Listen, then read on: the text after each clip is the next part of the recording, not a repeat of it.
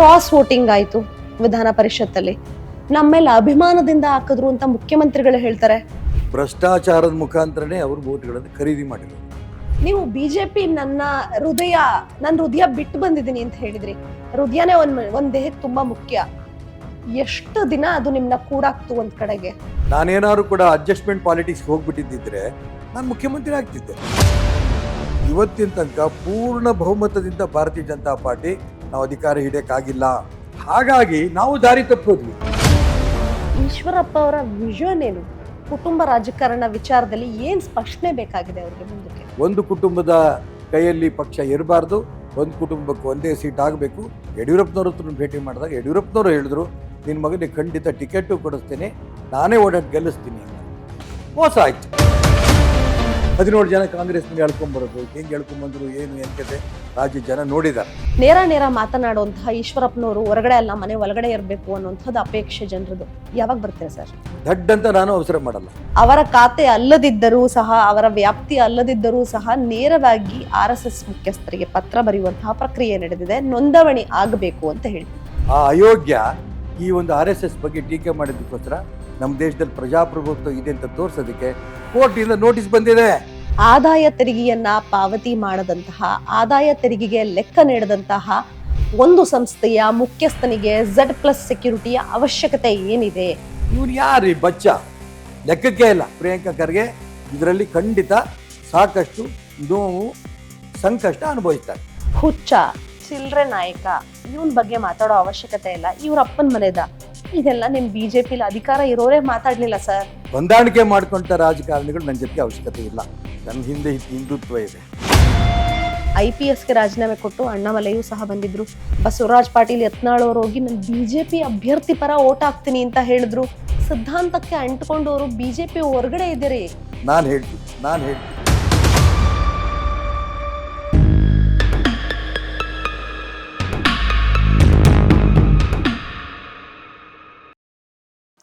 ಕರ್ನಾಟಕದಲ್ಲಿ ಬಹುಮತವನ್ನ ಪಡೆದು ಕಾಂಗ್ರೆಸ್ ಅಧಿಕಾರದ ಗದ್ದುಗೆ ಹಿಡಿತು.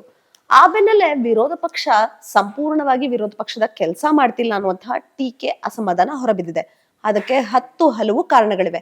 ಯಾಕೆ ಅಂದ್ರೆ ಸಿಕ್ಕಿರುವಂತಹ ಅಸ್ತ್ರಗಳನ್ನ ಬಳಕೆ ಮಾಡ್ತಿಲ್ಲ ಅಂತ. ಇದೆಲ್ಲ ಎಷ್ಟರ ಮಟ್ಟಕ್ಕೆ ಸತ್ಯ? ಇನ್ನು ವಿರೋಧ ಪಕ್ಷದ ಒಳಗೆ ಏನೇನ್ ಆಗ್ತಾ ಇದೆ?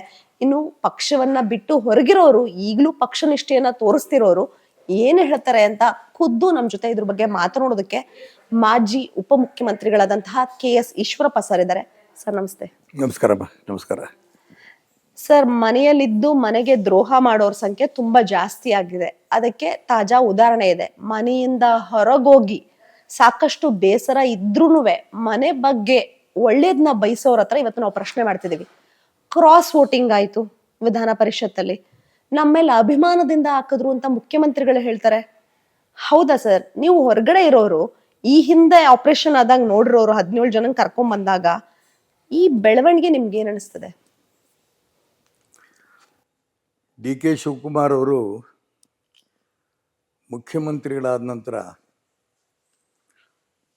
ಕರ್ನಾಟಕ ರಾಜ್ಯದಲ್ಲಿ ತನ್ನ ಶಕ್ತಿ ತುಂಬ ಜಾಸ್ತಿ ಇದೆ ಅಂತ ಕೇಂದ್ರ ನಾಯಕರಿಗೆ ತೋರಿಸೋದಕ್ಕೋಸ್ಕರ ಮೊನ್ನೆ ನಡೆದಂಥ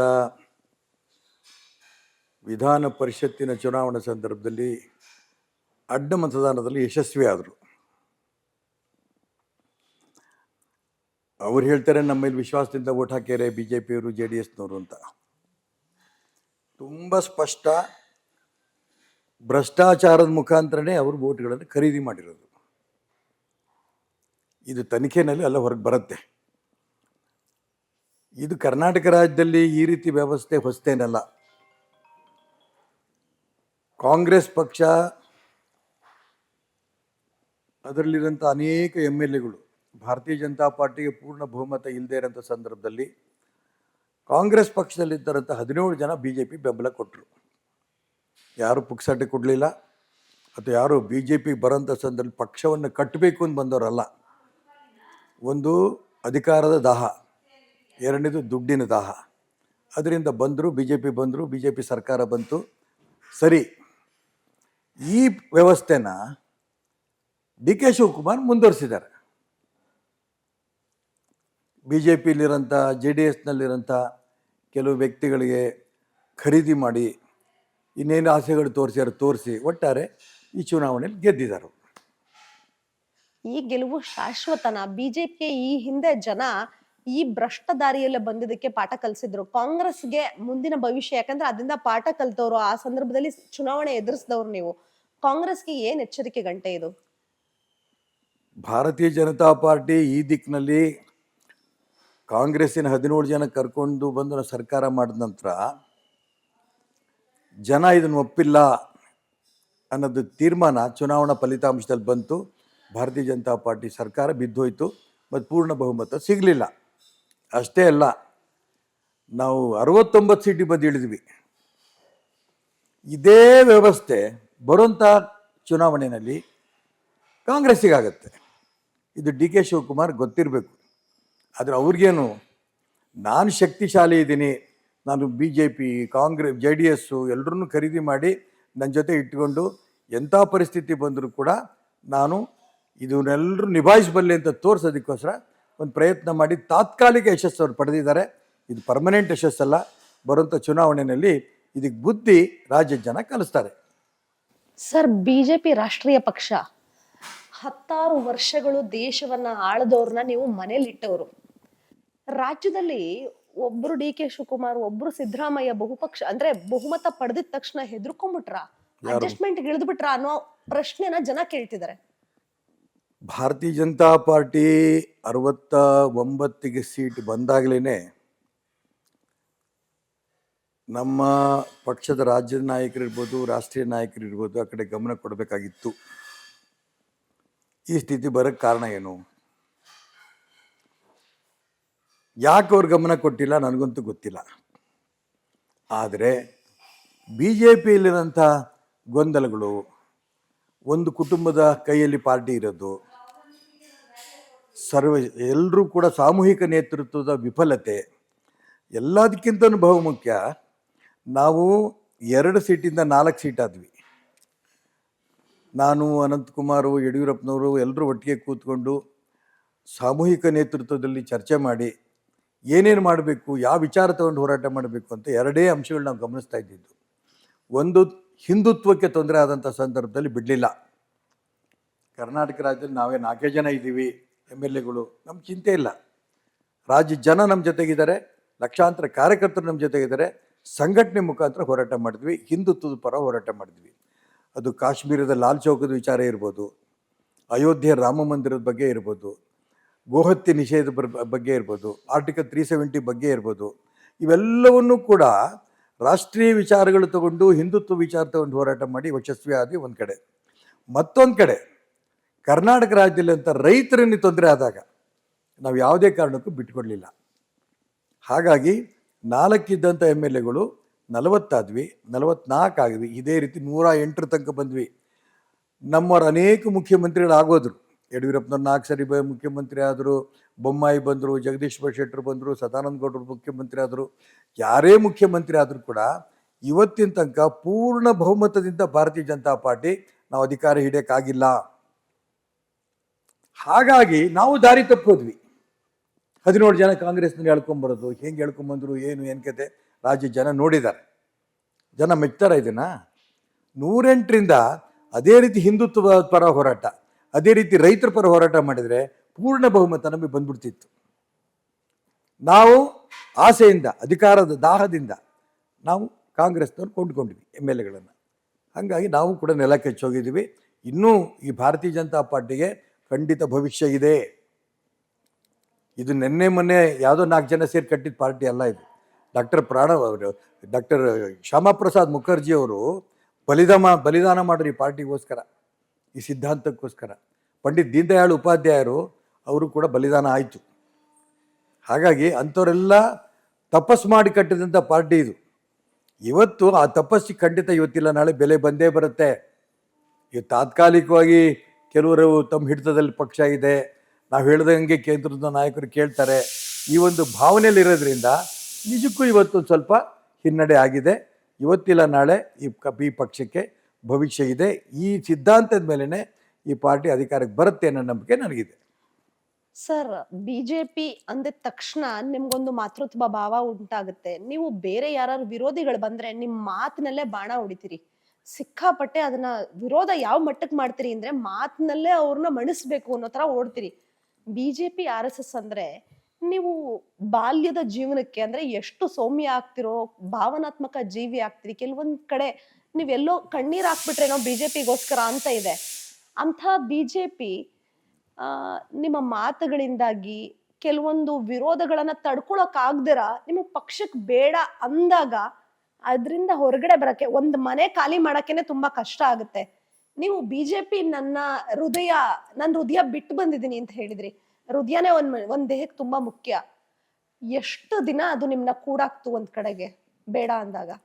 ಭಾರತೀಯ ಜನತಾ ಪಾರ್ಟಿ ಸಿದ್ಧಾಂತವನ್ನು ಬಿಟ್ಟಿದೆ ಅಂತ ಗೊತ್ತಾದ ತಕ್ಷಣ ನಾನು ಯಾರ್ಯಾರ ಗಮನಕ್ಕೆ ತರಬೇಕು ಎಲ್ಲರ ಗಮನಕ್ಕೂ ತಂದೆ. ರಾಜ್ಯದ ನಾಯಕರಲ್ಲಿ ಏನೇನು ಅನ್ಯಾಯ ಆಗ್ತಾ ಇದೆ ಅವ್ರ ಗಮನಗಳಿಗೂ ತಂದೆ, ಕೇಂದ್ರ ನಾಯಕರ ಗಮನಕ್ಕೂ ತಂದೆ. ಆದರೆ ಅವರೆಲ್ಲ ಹೇಳ್ರಿ ಇಲ್ಲಪ್ಪ ಸರಿ ಹೋಗುತ್ತೆ ಸರಿ ಹೋಗುತ್ತೆ ಸರಿ ಹೋಗುತ್ತೆ ಅಂತ ಹೇಳ್ಕೊಂಡು ಬಂದ್ರು ವಿನಃ ಆ ಸರಿ ಮಾಡೋ ದಿಕ್ಕಿನಲ್ಲಿ ಪ್ರಯತ್ನ ಸಾಕಷ್ಟು ಆಗಲಿಲ್ಲ ಏನೋ ಅಂತ ನೋವು ನನಗೂ ಇದೆ.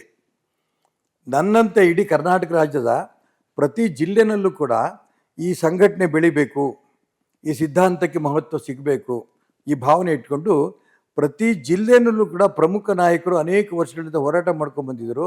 ಇವತ್ತು ಮೌನವಾಗಿದ್ದಾರೆ. ನಾನು ಮೌನವಾಗಿರಲ್ಲ. ಯಾಕೆಂದರೆ ನಾನು ಇವತ್ತಿನ ತನಕ ನಮ್ಮ ತಾಯಿ ಒಂದು ಅಡಿಕೆ ಮಂಡಿನಲ್ಲಿ ಅಡಿಕೆ ಆರಿಸ್ಕೊಂಡು ಬಂದವರು. ಆ ಕಡೆ ಒಂದು ನಮ್ಮ ತಾಯಿ ಹೆತ್ತ ತಾಯಿ ಆದರೆ ಮತ್ತೊಂದು ಕಡೆ ಭಾರತೀಯ ಜನತಾ ಪಾರ್ಟಿ ನನ್ನ ತಾಯಿ ಅಂತ ಅಂದ್ಕೊಂಡಿರೋರು ನಾನು. ನನ್ನ ತಾಯಿ ಸಂಕಷ್ಟದಲ್ಲಿರೋ ಸಂದರ್ಭದಲ್ಲಿ ನೋಡ್ಕೊಂಡು ಸುಮ್ಮನಿರೋಕ್ಕಾಗಲ್ಲ. ನಾನೇನಾದ್ರು ಕೂಡ ಅಡ್ಜಸ್ಟ್ಮೆಂಟ್ ಪಾಲಿಟಿಕ್ಸ್ಗೆ ಹೋಗ್ಬಿಟ್ಟಿದ್ದಿದ್ರೆ ನಾನು ಮುಖ್ಯಮಂತ್ರಿ ಆಗ್ತಿದ್ದೆ. ಉಪಮುಖ್ಯಮಂತ್ರಿ ತನಕ ಬಂದಿದ್ದು ಸಿದ್ಧಾಂತದ ಮೇಲೇನೆ. ಈ ಸಿದ್ಧಾಂತ ಖಂಡಿತ ಇದಕ್ಕೆ ಬೆಲೆ ಇದೆ, ಖಂಡಿತ ಬೆಲೆ ಇದೆ. ಅದಕ್ಕೆ ಸ್ವಲ್ಪ ಸಮಯ ಬೇಕಷ್ಟೇ. ಬಿಜೆಪಿ ಅಂದ್ರೆ ಕೇಡರ್ ಪಾರ್ಟಿ, ಜನ ಎದುರ್ಕೋತಾ ಇದ್ದೆ ಕಾರ್ಯಕರ್ತರ ಪಾರ್ಟಿ ಅಂತ ಹೇಳಿ. ನಿಮ್ಮ ಕಾರ್ಯಕರ್ತರ ಕೂಗೆ ಬೇರೆ ಇದೆ. ನಿಮಗ್ ಗೊತ್ತಾ ಅಂತ ಕೇಳಬಹುದು. ಈಗ ಸೋಷಿಯಲ್ ಮೀಡಿಯಾ ದೊಡ್ಡದಾಗಿದೆ, ಸೋಷಿಯಲ್ ಮೀಡಿಯಾದಲ್ಲಿ ಎಲ್ಲರೂ ಆಗ್ತಿದ್ದಾರೆ. ನೀವು ಬರೋದೇ ಇಲ್ಲ, ನೀವು ಅಡ್ಜಸ್ಟ್ಮೆಂಟ್ ಮಾಡ್ಕೋತೀರಿ, ಒಂದ್ ಹಗರಣ ಬಂದ್ರೆ ಮುಚ್ಚಾಕ್ತೀರಿ ಅಂತ. ಇದನ್ನೇ ನೀವು ಸತ್ಯ ಹೇಳಕ್ ಹೊರಟ್ರಿ. ಯಾಕೆ ಒಂದ್ ಕುಟುಂಬದ ಕೈಲಿ ಕೊಡ್ತಿದ್ದೀರಿ? ಒಂದ್ ಜಾತಿ ಆಧಾರದ ಮೇಲೆ, ಒಂದ್ ಸಮುದಾಯದ ಆಧಾರದ ಮೇಲೆ ತಗೊಂಡೋಗಿ ಜನಸಂಖ್ಯೆ ಆಧಾರದ ಮೇಲೆ ಒಬ್ರ ಕೈ ಕೊಟ್ರೆ ಪಾರ್ಟಿ ಹೋಗುತ್ತೆ ಅಂತ ನೀವು ಹೇಳಿದ್ರಿ. ಈ ಹಿಂದೆ ಕಟ್ಟಿದ್ದು ನೀವು, ಯಡಿಯೂರಪ್ಪ ಸರ್ ಮತ್ತೆ ಅನಂತಕುಮಾರ್ ಸರ್. ನೀವು ಇಬ್ರಲ್ಲಿ ಒಬ್ರು ಮಾತ್ರ ಅಧಿಕಾರವನ್ನ ಉತ್ತುಂಗದಲ್ಲಿ ನೋಡಿದ್ರಿ ರಾಜ್ಯದ ಮಟ್ಟದಲ್ಲಿ. ಇನ್ನಿಬ್ರು ತ್ಯಾಗ, ಒಬ್ರು ಕೇಂದ್ರಕ್ಕೆ ಹೊರಟೋಗ್ಬಿಟ್ರಿ, ಇನ್ನೊಬ್ರು ಉಪಮುಖ್ಯಮಂತ್ರಿ ಸ್ಥಾನಕ್ಕೆ ಸಮಾಧಾನ ಪಟ್ಕೊಂಡ್ರಿ. ಅನಂತಕುಮಾರ್ ಸರ್ ಇಲ್ಲ ಅಂದ್ರೂ ಸಹ ನೀವಂತೂ ನಿರಂತರವಾಗಿ ಪಾರ್ಟಿಗೋಸ್ಕರ ಹೋರಾಡ್ತಿದ್ರಿ. ಗಮನಕ್ಕೆ ಇಲ್ವಾ ನಿಮ್ ನಾಯಕರಿಗಿದೆಲ್ಲ? ಗಮನಕ್ಕಿಲ್ಲ ಅಂತಲ್ಲ, ಖಂಡಿತ ಇದೆ. ನಾನು ಆ ಥರದಲ್ಲಿ ಹಿಂಗೆ ಮಾಡಿದೆ ಅಂತ ಅವ್ರದ್ದೆಲ್ಲ ಅಭಿಪ್ರಾಯ. ನಾನು ಆ ಥರದಲ್ಲಿಂದ ಮಾಡಿದ್ದಲ್ಲ. ಬಹಳ ಯೋಚನೆ ಮಾಡಿ ಕೇಂದ್ರ ನಾಯಕರಿಗೆ, ರಾಜ್ಯದ ನಾಯಕರ ಗಮನಕ್ಕೆ ತೊಗೊಂಬಂದು ಎಲ್ಲ ಅವ್ರ ಗಮನದಲ್ಲಿ ಇದೆ ಅಂತ ಗೊತ್ತಿದ್ರು ಕೂಡ ಏನು ಆ್ಯಕ್ಷನ್ ತೊಗೊಂಡ್ಲಿಲ್ಲ ಅಂದಾಗ ನಾನು ಈ ಒಂದು ವಿಚಾರಕ್ಕೆ ಈ ಒಂದು ದಾರಿ ಇಳಿಲೇಬೇಕಾಯ್ತು. ಈಗ ನಾನು ಹಿಡಿದಿದ್ದ ದಾರಿ ಸರಿ ಇದೆ ಅನ್ನೋಂಥ ಮಾತನ್ನು ಎಲ್ಲರೂ ಮಾತಾಡ್ತಾ ಇದ್ದಾರೆ. ಸರಿ ಇದೆ ಅಂತ ಶುದ್ಧೀಕರಣ ಆಗಬೇಕು ಭಾರತೀಯ ಜನತಾ ಪಾರ್ಟಿ, ಈ ಪದ ಇಟ್ಕೊಂಡೆ ನಾನು ಹೊರಟಿದ್ದು. ಅದು ಈಗ ಚರ್ಚೆ ಆಗ್ತಾ ಇದೆ, ಶುದ್ಧೀಕರಣ ಆಗತ್ತೆ, ಈ ನಂಬಿಕೆ ನನಗಿದೆ. ರಾಧಾ ಮೋಹನ್ ದಾಸ್ ಅವರು ಸ್ಪಷ್ಟಪಡಿಸಿದ್ರು ಗರ್ವಾಪಸಿ ಆಗತ್ತೆ ಅಂತ. ತುಂಬಾ ಜನರು ಸಂತೋಷ ಆಯ್ತು. ಈ ಹಂತದಲ್ಲಿ ನೀವು ಒಂದ್ ಮಾತು ಹೇಳಿದ್ರಿ, ಸಿದ್ಧಾಂತ, ಹಿಂದುತ್ವ, ಬಿಜೆಪಿ ನನ್ನ ತಾಯಿ, ನನ್ನ ಹೃದಯ ಅಲ್ಲೇ ಇದೆ, ನನ್ನ ದೇಹ ಸೇರ್ಪಡೆಗಾಗಿ ಕಾಯ್ತಿದೆ, ಆದ್ರೆ ಇದೆಲ್ಲದಕ್ಕೂ ನ್ಯಾಯ ಸಿಗದೆ ನಾನು ಬರಲ್ಲ ಅಂತ ಹೇಳಿ. ಸೊ ಈಶ್ವರಪ್ಪ ಅವರ ವಿಷನ್ ಏನು? ಕುಟುಂಬ ರಾಜಕಾರಣ ವಿಚಾರದಲ್ಲಿ ಏನ್ ಸ್ಪಷ್ಟನೆ ಬೇಕಾಗಿದೆ ಅವ್ರಿಗೆ ಮುಂದಕ್ಕೆ? ಇದು ನನ್ನ ಸಿದ್ಧಾಂತ ಅಲ್ಲ. ಇದು ಒಂದೇ ಕುಟುಂಬದ ಕೈಲಿ ಪಕ್ಷ ಇರಬೇಕು ನಂದಲ್ಲ. ಇದು ನರೇಂದ್ರ ಮೋದಿಯವರು ಕಾಂಗ್ರೆಸ್ಸಿನಲ್ಲಿ ನಡೀತಾ ಇರೋಂಥ ಸೋನಿಯಾ ಗಾಂಧಿ, ರಾಹುಲ್ ಗಾಂಧಿ, ಪ್ರಿಯಾಂಕಾ ಗಾಂಧಿ ಇವ್ರು ಮಾಡ್ತಾ ಇರೋಂಥ ವ್ಯವಸ್ಥೆಯಲ್ಲಿ ಕುಟುಂಬದ ಕೈಲಿ ಕಾಂಗ್ರೆಸ್ ಪಕ್ಷ ಸಿಕ್ಕಿದೆ, ದೇಶ ಹಿಡಿಯೋಕ್ಕೆ ಪ್ರಯತ್ನ ನಡೆಸ್ತಾ ಇದ್ದಾರೆ, ಕುಟುಂಬ ರಾಜಕಾರಣ ಒಳ್ಳೆಯದಲ್ಲ ಅಂತ ಅಂದ್ಕೊಂಡು ಹೋರಾಟ ಮಾಡ್ಕೊತ ಇಡೀ ದೇಶದಲ್ಲಿ ಅವರು ಯಶಸ್ವಿ ಆಗ್ತಾ ಇದ್ದಾರೆ. ಕರ್ನಾಟಕ ರಾಜ್ಯ ದೇಶದಲ್ಲಿ ಇಲ್ವಾ? ಇದೆ. ಇದ್ದ ಮೇಲೆ ಕರ್ನಾಟಕ ರಾಜ್ಯದಲ್ಲಿ ಭಾರತೀಯ ಜನತಾ ಪಾರ್ಟಿಯಲ್ಲಿ ಕುಟುಂಬ ರಾಜಕಾರಣ ನಡೀತಾ ಇಲ್ವಾ? ಇದು ಕೇಂದ್ರದ ಗಮನಕ್ಕೆ ಬಂದಿಲ್ವಾ? ನಾನು ತುಂಬ ಸ್ಪಷ್ಟ ಹೇಳ್ಕೊಂಬಂದೆ. ನಾನು MLA ಆಗಿದ್ದೀನಿ. ಆ ಸಂದರ್ಭದಲ್ಲೇ ನನ್ನ ಮಗನಿಗೂ ಕೂಡ MLA ಮಾಡಬೇಕು ಅಂತ ಅನೇಕರು ಬಂದರು. ರಾಣಿಬೆನ್ನೂರು ಉಪಚುನಾವಣೆ ಬಂದಾಗ ನಾನು ಸ್ಪಷ್ಟ ಹೇಳಿದೆ, ಒಂದು ಕುಟುಂಬಕ್ಕೆ ಒಂದು ಸ್ಥಾನ, ಇದು BJP ವ್ಯವಸ್ಥೆ. ನಾನು MLA ಆಗಿರೋಂಥ ಸಂದರ್ಭದಲ್ಲಿ ನನ್ನ ಮಗನಿಗೆ ಅವಕಾಶ ಕೊಡಲ್ಲ. ಅಲ್ಲಿ ಎಲ್ಲರೂ ಬಂದರು, ರಾಣಿ ನಾವು ಗೆಲ್ಲಿಸ್ತೀವಿ, ನಿಮ್ಮ ಮಗನಿಗೆ ಟಿಕೆಟ್ ತನ್ನಿ ಅಂತ. ನನ್ನ ಮಗನೂ ಬಂದ, ನನಗೆ ಅವಕಾಶ ಮಾಡಿಕೊಡ್ಬೇಕು ಅಂತ. ನೀನು ನಿಲ್ಲಬೇಕಪ್ಪ, ನಾನು ಖಂಡಿತ ಸೀಟ್ ಕೊಡಿಸ್ತೀನಿ, ಆದರೆ ನಾನು ರಿಸೈನ್ ಮಾಡ್ತೀನಿ. ನನ್ನ ಮಗ ಬೇಡ ಅಂತ. ಈಗಲೂ ಕೂಡ ನಮ್ಮದು ಒಂದೇ ಪಾಲಿಸಿ, ಭಾರತೀಯ ಜನತಾ ಪಾರ್ಟಿ ಒಂದು ಕುಟುಂಬಕ್ಕೆ ಒಂದು ಸೀಟು. ಹಂಗಂದ ತಕ್ಷಣ ಬಹಳ ಕುಟುಂಬದಲ್ಲಿ ಹಂಗಿದೆಯಾ? ಇಲ್ಲ. ಮೋದಿ ಭಾರತೀಯ ಜನತಾ ಪಾರ್ಟಿಯ ಅಪೇಕ್ಷೆ ಅದಿದೆ. ಇದನ್ನ ಬೇರೆಯವರೆಲ್ಲರೂ ದಾರಿ ತಪ್ಪು ಹೋಗ್ತಾ ಇದ್ದಾರೆ. ಅವ್ರ ಕುಟುಂಬದವರೆಲ್ಲ 2, 3, 4 ಜನ MLA MP ಎಲ್ಲ ಆಗ್ತಾ ಇದ್ದಾರೆ. ನಾವು ಯಾಕೆ ಆಗ್ಬಾರ್ದು ಅಂತ ಅನೇಕರು ನನಗೂ ಹೇಳ್ತಾರೆ.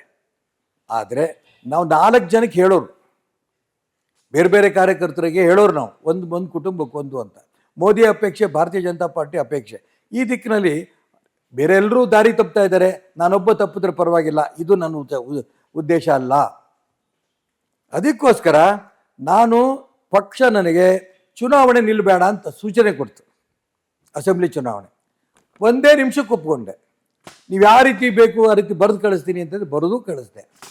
ಅದಾದ ನಂತರ ಲೋಕಸಭೆ ಚುನಾವಣೆ ಬಂತು. ಹಾವೇರಿನಲ್ಲಿ ನಿಲ್ಲಬೇಕು ಅನ್ನೋಂಥ ಅಭಿಪ್ರಾಯ ಅಲ್ಲೆಲ್ಲ ಜನರ ಅಪೇಕ್ಷೆ ಇತ್ತು. ಯಡಿಯೂರಪ್ಪನವ್ರ ಹತ್ರ ಭೇಟಿ ಮಾಡಿದಾಗ ಯಡಿಯೂರಪ್ಪನವರು ಹೇಳಿದ್ರು, ನಿನ್ನ ಮಗನಿಗೆ ಖಂಡಿತ ಟಿಕೆಟು ಕೊಡಿಸ್ತೀನಿ, ನಾನೇ ಓಡಾಡಿ ಗೆಲ್ಲಿಸ್ತೀನಿ ಅಂತ. ಮೋಸ ಆಯಿತು. ನನಗೂ ಇಲ್ಲ, ನನ್ನ ಮಗನಿಗೂ ಇಲ್ಲ. ಎಲ್ಲರೂ ಶುರು ಮಾಡಿದ್ರು, ನೋಡಿ ಮೋಸ ಮಾಡೋಕ್ಕೆ ಶುರು ಮಾಡ್ತಾ ಇದ್ದಾರೆ. ಈ ಮೋಸನ ಯಾವ ರೀತಿ ಎದುರಿಸ್ಬೇಕು, ಈ ಚುನಾವಣೆ ನಿಲ್ಲಬೇಕು, ಲೋಕಸಭೆ ಚುನಾವಣೆಗೆ. ಇದು ಹಂಗಾಗಿ ರಾಜ್ಯದ ಕೇಂದ್ರ ನಾಯಕರ ಗಮನ ತರಬೇಕು. ಒಂದು ಕುಟುಂಬದ ಕೈಯಲ್ಲಿ ಪಕ್ಷ ಇರಬಾರ್ದು, ಒಂದು ಕುಟುಂಬಕ್ಕೆ ಒಂದೇ ಸೀಟ್ ಆಗಬೇಕು. ಈ ದಿಕ್ಕಲ್ಲಿ ಮೋಸ ಮಾಡಿದವ್ರಿಗೆ ಬುದ್ಧಿ ಕಲಿಸ್ಬೇಕು ಅನ್ನೋ ಉದ್ದೇಶದಿಂದ ನಾನು ಲೋಕಸಭೆ ಸ್ಪರ್ಧೆ ಮಾಡಿದ್ದು ಹೌದು. ಎಲ್ಲರೂ ಹೇಳ್ತಾ ಇದ್ದಾರೆ ಅವ್ರು ತೊಗೊಂಡಿರೋಂಥ ಸ್ಟ್ಯಾಂಡ್ ಸರಿ ಇದೆ ಅಂತ. ನೋಡೋಣ ಬರೋಂಥ ದಿನದಲ್ಲಿ ಏನಾಗತ್ತೆ ಅಂತ. ಒಂದೇ ಮನೆಯಲ್ಲಿ MLA MP ಗಳು ಮಾಜಿ ಮುಖ್ಯಮಂತ್ರಿಗಳು ನೋಡಿ ಬಿಜೆಪಿ ಬೇಸತ್ತೋಯ್ತು, ನೇರವಾಗಿ ಹೇಳಿದ್ರಿ, ಪ್ರಯೋಜನ ಆಗ್ಲಿಲ್ಲ, ನಿಮಗೆ ನಂಬಿಕೆ ದ್ರೋಹ ಆಯ್ತು. ಹೋಗ್ಲಿ, ನೀವಾದ್ರೂ ಚೆನ್ನಾಗಿಲ್ಲ, ಅವರಾದ್ರೂ ಚೆನ್ನಾಗಿದಾರ ಅಂತ ನೋಡಿದ್ರೆ ರಾಜ್ಯದ ಜನರ ಜೊತೆಗೆ ಬಿಜೆಪಿಯ ಕಾರ್ಯಕರ್ತರ ಕೈಯಲ್ಲಿ ಈಗಾಗಲೇ ಅಸಮಾಧಾನವನ್ನ ಹೊರಗಾಕ್ಸ್ಕೊತಾ ಇದ್ದಾರೆ.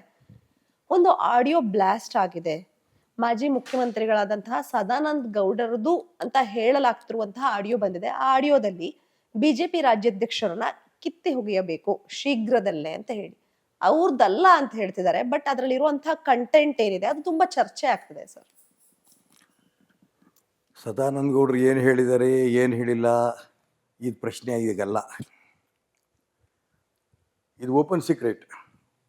ಕುಟುಂಬ ರಾಜಕಾರಣ ಭಾರತೀಯ ಜನತಾ ಪಾರ್ಟಿಯಲ್ಲಿ ಅನೇಕ ಕುಟುಂಬದಲ್ಲಿದೆ. ಅನೇಕ ಕುಟುಂಬ ಇರೋಂಥ ಸಂದರ್ಭದಲ್ಲಿ ವೈಯಕ್ತಿಕವಾಗಿ ನನ್ನ ಹಿತೈಷಿಗಳು ನಂಗೆ ಕೇಳ್ತಾರೆ. ಅವರ ಅಣ್ಣ ತಮ್ಮ ಇದ್ದಾರೆ, ಗಂಡ ಹೆಂಡತಿ ಇದ್ದಾರೆ, ಅಪ್ಪ ಮಕ್ಕಳಿದ್ದಾರೆ, ನೀವ್ಯಾಕೆ ಅಪ್ಪ ಮಕ್ಕಳು ಇರಬಾರ್ದು, ಇದನ್ನು ಹೇಳ್ತಾರೆ. ಅವರೆಲ್ಲರೂ ಕೂಡ ಈ ಸಿದ್ಧಾಂತವನ್ನು ತುಳಿದು ಸ್ಥಾನ ತಗೊಂಡಿದ್ದಾರೆ. ನಾನು ಈ ಸಿದ್ಧಾಂತಕ್ಕೆ ಬದ್ಧವಾಗಿದ್ದೀನಿ. ಅದಕ್ಕೋಸ್ಕರ ಒಂದು ಕುಟುಂಬಕ್ಕೆ ಒಂದು ಅನ್ನಂತ ಫೈಟ್ ಮಾಡ್ತಾ ಇದ್ದೀನಿ. ಇದರಲ್ಲಿ ಯಶಸ್ವಿ ಆಗ್ತೀನಿ ಅಂತ ನಂಬಿಕೆ ಕೂಡ ನನಗಿದೆ.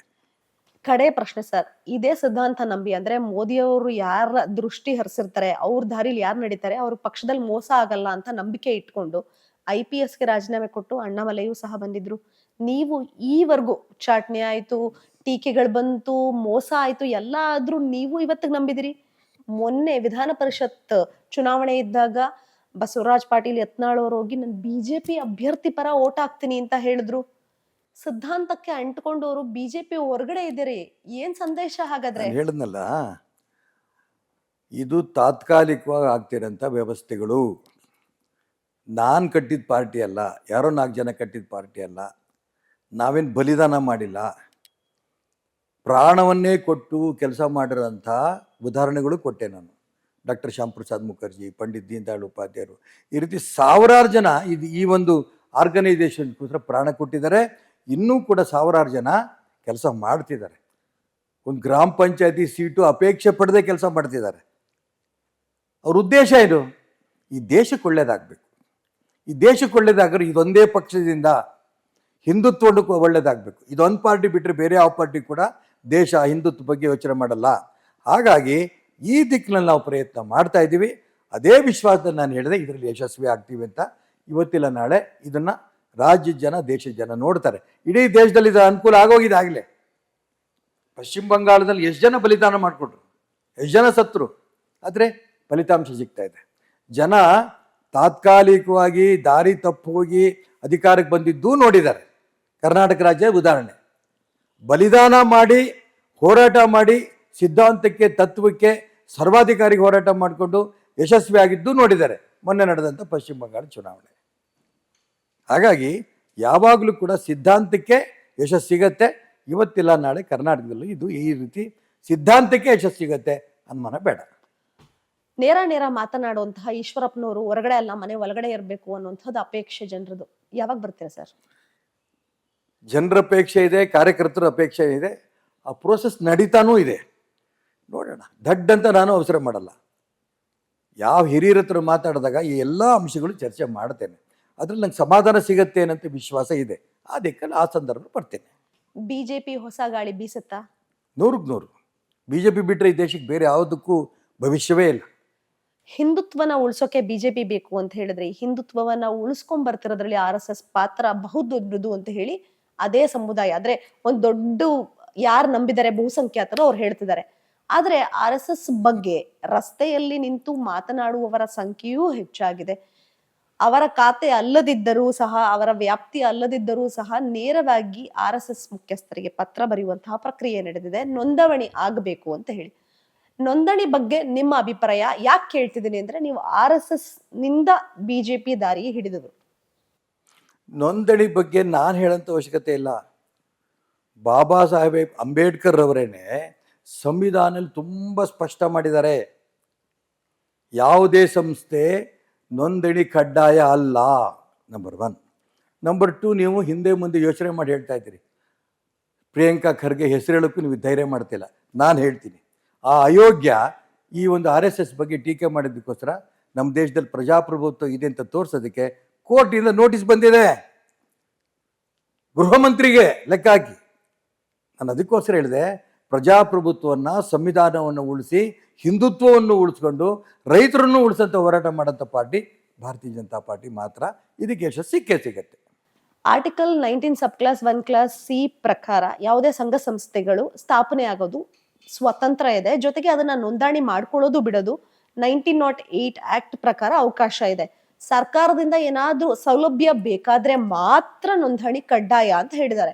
ಇನ್ನು ಆದಾಯ ತೆರಿಗೆ ವಿಚಾರದಲ್ಲೂ ಸಹ ಈ ಹಿಂದೆ ಹಿಸ್ಟ್ರಿ ನೋಡೋದಾದ್ರೆ, ಒಂದು ಪಾಟ್ನಾದಲ್ಲಿ IT ಅಧಿಕಾರಿಗಳು, IT ಆಫೀಸರೇ ಕೇಸ್ ಹಾಕ್ತಾರೆ, ಅದರಲ್ಲಿ RSSಗೆ ಜಯ ಸಿಗುತ್ತೆ. ಇಷ್ಟೆಲ್ಲ ಸಾಕ್ಷ್ಯಗಳಿದ್ರೂ ಸಹ ಗೃಹ ಮಂತ್ರಿಗಳು ಇಲ್ಲ, ಇದು ಈಗ ಏನಾದ್ರೂ ಪರ್ಮಿಷನ್ ಬೇಕು, ಪಥಸಂಚಲನ ಆಗ್ಬೇಕು ಅಂತ ಹೇಳಿದ್ರೆ, ಮತ್ತೊಂದು ಆಗ್ಬೇಕು ಅಂತ ಹೇಳಿದ್ರೆ ನೋಂದಣಿ ಆಗ್ಬೇಕು ಅಂತ ಹೇಳ್ತಿದ್ದಾರೆ. ಸೊ ಇದೆಲ್ಲ ಯಾವುದಕ್ಕೋಸ್ಕರ ಹಾಗಾದ್ರೆ? ಮೊನ್ನೆ ತನಕ ಈ ಗೃಹ ಮಂತ್ರಿ ಪ್ರಿಯಾಂಕಾ ಖರ್ಗೆ ಮುಂಚೆ ಗೃಹ ಮಂತ್ರಿ ಅಲ್ಲ. ಉದಾಹರಣೆಗೆ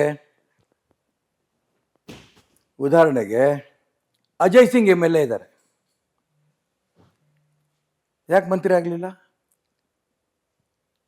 ಯತೀಂದ್ರ ಮಂತ್ರಿ ಆಗ್ತಾರೆ, ಪ್ರಿಯಾಂಕಾ ಖರ್ಗೆ ಮಂತ್ರಿ ಆಗ್ತಾರೆ. ಇಬ್ಬರು ಮುಖ್ಯಮಂತ್ರಿಗಳ ಮಕ್ಕಳು. ಯತೀಂದ್ರ ಸಿದ್ದರಾಮಯ್ಯನ ಮಗ, ಪ್ರಿಯಾಂಕಾ ಖರ್ಗೆ AICC ಅಧ್ಯಕ್ಷರ ಮಗ. ಅಜಯ್ ಸಿಂಗ್ ಏನು ಕಮ್ಮಿ ಆಗಿತ್ತು? ಅವ್ರ ಅಪ್ಪ ಮುಖ್ಯಮಂತ್ರಿ ಆಗಿದ್ದಿದ್ರೆ ಈಗ ಅವ್ರು ಆಗ್ತಿದ್ರೇನೋ. ಯಾರು ಅಧಿಕಾರದಲ್ಲಿ ಇದ್ದಾರೆ ಅವ್ರ ಪ್ರಯತ್ನದಿಂದ ಅವ್ರ ಮಕ್ಕಳುಗಳು ಕೂಡ ಸ್ಥಾನಮಾನಕ್ಕೆ ಹೋಗ್ಯಾರೆ. ಆ ಸ್ಥಾನಮಾನದ ಅಹಂಕಾರ, ಕಾನೂನು ಇದನ್ನೆಲ್ಲವೂ ಮೀರಿ ನಾನೇ ಸರ್ವಾಧಿಕಾರಿ ಅನ್ನಂಥ ಪ್ರಯತ್ನವನ್ನು ಮಾನ್ಯ ಪ್ರಿಯಾಂಕಾ ಖರ್ಗೆ ನಡೆಸ್ತಾ ಇದ್ದಾರೆ RSS ಬಗ್ಗೆ. RSS ಬಗ್ಗೆ ಕೇಳೋದಕ್ಕೆ ಇವ್ರಿಗೆ ಏನು ಅಧಿಕಾರ ಇದೆ? ನಿನ್ನೆ ಗೃಹ ಮಂತ್ರಿ ಆಗಿದ್ದಕ್ಕೋಸ್ಕರ ನೀನು ಸರ್ಕಾರ ಆಗಿ ನೋಟಿಸ್ ಕೊಡಿ. ನೋಟಿಸ್ ಕೊಡೋಂಥ ಶಕ್ತಿನೂ ಇಲ್ಲ. ಅದಕ್ಕೋಸ್ಕರ ಬೇರೆ ಸ್ವಯಂ ಸೇವಕರು ಕೋರ್ಟಿಗೆ ಹೋಗಿ ಗೃಹ ಮಂತ್ರಿ ಆಡ್ತಾ ಇರೋಂಥ ಆಟ ಸರಿ ಇಲ್ಲ, ಅನಾಗರಿಕ, ಅಯೋಗ್ಯ ಅನ್ನೋದಕ್ಕೆ ನೋಟಿಸ್ ಬಂದಿದೆ. ಎಲ್ಲ ಇವತ್ತಿನ ತನಕ RSS ಬಗ್ಗೆ ಬ್ಯಾನ್ ಮಾಡಿದ್ರು. Don't care. ಲಕ್ಷ ಲಕ್ಷ ಕಾರ್ಯಕರ್ತರು ಜೈಲಿಗೆ ಹೋದ್ರು RSS ಬಗ್ಗೆ ವಿನಃ ಎದುರ್ಕೊಡ್ಲಿಲ್ಲ ಯಾರನ್ನು. ಆಗಲೇ ಆ ಪರಿಸ್ಥಿತಿ, ತುರ್ತು ಪರಿಸ್ಥಿತಿ ಸಂದರ್ಭದಲ್ಲೇನೆ ಶ್ರೀಮತಿ ಇಂದಿರಾ ಗಾಂಧಿಯವರು ಮಾಡಿದ್ದಂಥ ದಡ್ಡತನಕ್ಕೆ ಅವರು ಕೇಂದ್ರ ಸರ್ಕಾರವೇ ಪ್ರಧಾನಮಂತ್ರಿ ಸ್ಥಾನವೇ ಕಳ್ಕೋಬೇಕಾಯ್ತು. ಇವ್ರು ಯಾರು ಈ ಬಚ್ಚ? ಲೆಕ್ಕಕ್ಕೆ ಇಲ್ಲ. ಪ್ರಿಯಾಂಕಾ ಖರ್ಗೆ ಇದರಲ್ಲಿ ಖಂಡಿತ ಸಾಕಷ್ಟು ನೋವು ಸಂಕಷ್ಟ ಅನುಭವಿಸ್ತಾರೆ. ಈ ಹಿಂದೆ ನೀವು ಒಂದು ಕೋಟ್ ಮಾಡಿದ್ರಿ, RSS ಬಗ್ಗೆ ಮಾತಾಡಿರೋರೆಲ್ಲ ಮೂಲೆ ಗುಂಪಾಗಿದ್ದಾರೆ ಅಂತ ಹೇಳಿ. ಅದ್ರ ಬಗ್ಗೆ ಉದಾಹರಣೆ ಕೊಡೋದಾದ್ರೆ ಈ ರೀತಿ ಮಾಡಿದವ್ರು ಎಲ್ಲ ಯಾರ್ಯಾರು ಏನೇನಾಗಿದ್ದಾರೆ ಅಂತ. ಮೂಲೆ ಗುಂಪಾಗಿಲ್ಲ, ನೆಲ ಕಚ್ಚೋಗಿದ್ದಾರೆ ಎಂದೆ ನಾನು. ಸ್ವಲ್ಪ ನೀವು ಸ್ಟ್ಯಾಂಡರ್ಡ್ ಆಗಿ ಹೇಳ್ತಿದ್ದೀರಿ. ಯಾರೂ ಕೂಡ RSS ಬಗ್ಗೆ ಸೈದ್ಧಾಂತಿಕವಾಗೂ ಕೂಡ ಚರ್ಚೆ ಮಾಡಕ್ಕೆ ಯಾರು ತಯಾರಿಲ್ಲ. ಇದು ಕೋಮುವಾದಿ ಕೋಮುವಾದಿ ಕೋಮುವಾದಿ. ಏನು ಕೋಮುವಾದಿ? ಮುಸಲ್ಮಾನರು ಪರವಾಗಿ ಹೋದ್ರೆ ಅದು ಜಾತ್ಯತೀತ, ಹಿಂದೂ ಪರವಾಗಿ ಹೋದ್ರೆ ಜಾತೀಯ. ಇದು ಈ ದೇಶದಲ್ಲಿ ಕಾಂಗ್ರೆಸ್ನವ್ರು ಮಾಡ್ತಿರೋಂಥ ಅವ್ಯವಸ್ಥೆ, ವಿಚಿತ್ರವಾದ ತರ್ಕ. ಈ ತರ್ಕವನ್ನು ದೇಶದ ಜನ ಒಪ್ಪಿಲ್ಲ ಅನ್ನೋದಕ್ಕೆ ಕಾಶ್ಮೀರದಿಂದ ಅನೇಕ ರಾಜ್ಯದಲ್ಲಿ ಕಾಂಗ್ರೆಸ್ ನಿರ್ನಾಮ ಆಗಿದೆ. ಕಾಂಗ್ರೆಸ್ಸಿನ ಟೀಕೆ ಮಾಡಿದಂಥ, ಕಾಂಗ್ರೆಸ್ ಮೇಲೆ ಬ್ಯಾನ್ ತಂದಂಥ ಅನೇಕ ವ್ಯಕ್ತಿಗಳು, ಅವ್ರ ಕುಟುಂಬಗಳು ಸರ್ವನಾಶ ಆಗಿದೆ. ಈ ಸಾಲಿಗೆ ಈಗ ಪ್ರಿಯಾಂಕಾ ಖರ್ಗೆ ಕೂಡ ಸೇರ್ತಾರೆ. ಹುಚ್ಚ, ಚಿಲ್ರೆ ನಾಯಕ, ಇವನ್ ಬಗ್ಗೆ ಮಾತಾಡೋ ಅವಶ್ಯಕತೆ ಇಲ್ಲ, ಇವ್ರ ಅಪ್ಪನ ಮನೆದ, ಇದೆಲ್ಲ ನಿಮ್ ಬಿಜೆಪಿಲಿ ಅಧಿಕಾರ ಇರೋರೇ ಮಾತಾಡ್ಲಿಲ್ಲ ಸರ್. ಯಾವ ನೋವಲ್ಲಿ ನೀವು ಬಳಸಿದ್ರಿ?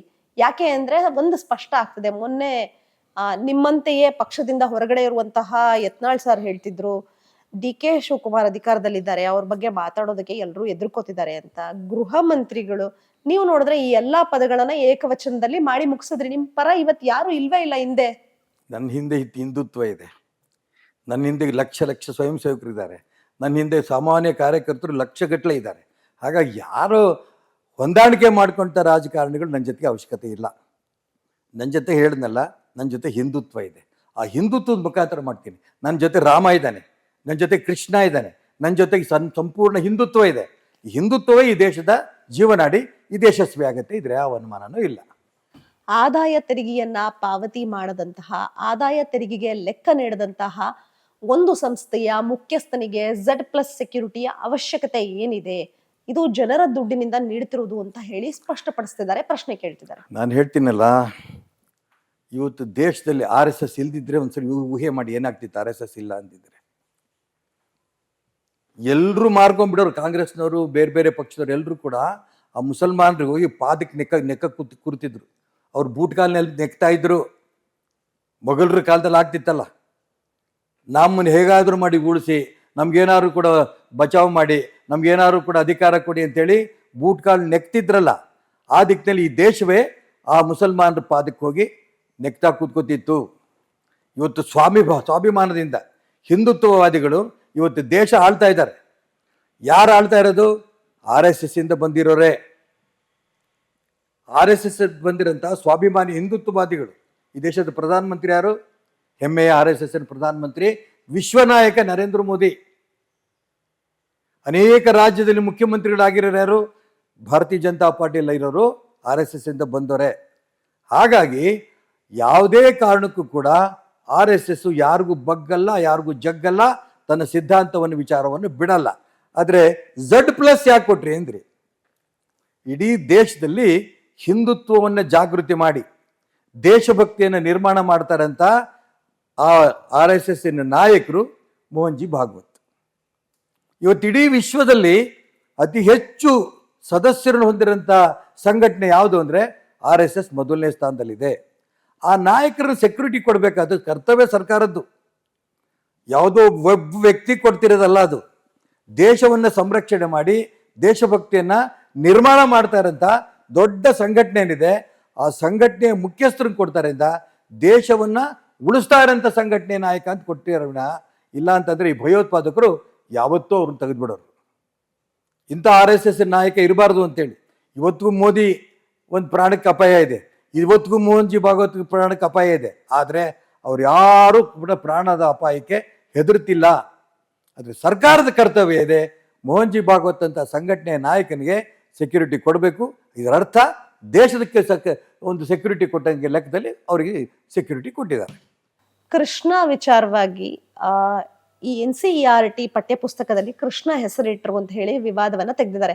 ಕೃಷ್ಣ ಇಡಬಾರ್ದಿತ್ತು, ನೀವು ಅಲ್ಲ ಅಂತ ಇಡ್ಬೇಕಿತ್ತು, ನೀವು ಏಸು ಅಂತ ಇಡ್ಬೇಕಿತ್ತು ಅಂತ ಹೇಳಿ. ಒಬ್ಬ ವ್ಯಕ್ತಿ ಹೆಸರಲ್ಲ, ಅದು ನದಿ, ಭಾರತದ ಪ್ರಮುಖ ನದಿಗಳ ಹೆಸರಿಡ್ತೀವಿ ಅಂತ ಹೇಳಿ.